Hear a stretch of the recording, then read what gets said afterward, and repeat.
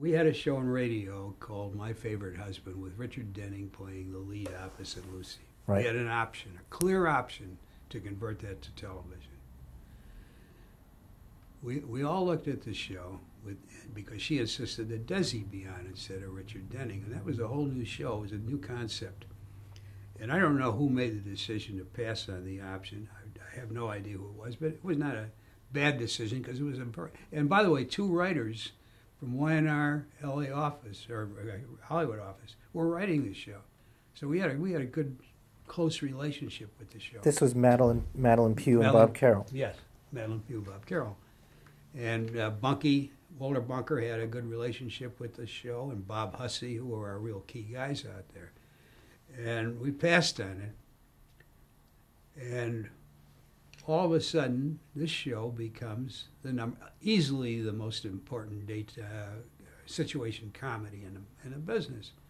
It developed a considerable difference between the first show we saw and the final show. And Vio was a very sharp operator. He bought it for Philip Morris. The problem was the wrong product was on it, cigarettes.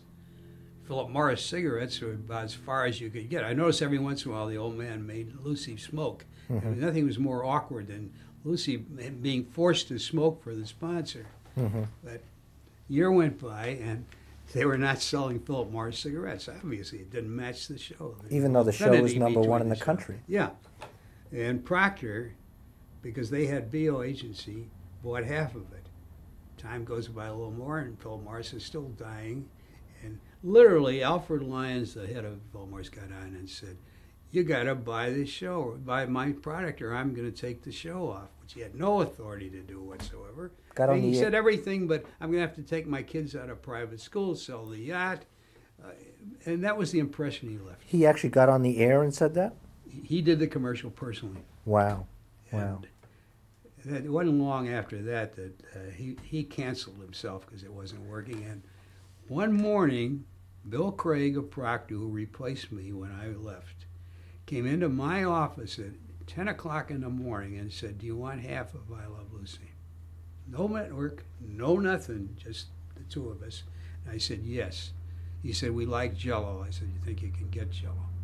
He said, "You got to do it today." Whatever the price was, what difference did it make? The cost per thousand was $3. So I left him immediately, went up to talk to the supervisor. I said, "Here's what you have to do. Here's what you have to call." CBS didn't know we were doing this. We did it. And after that, he went right to the president of the company, said, "Yes, Jell-O, yes." It's done. By noon, it was done. Well, and the network was irrelevant, really. The network was then told that the deal had been made. Well, it was told by Procter and General Foods. Who are they going to argue with? Right. But that's the way it worked in those days.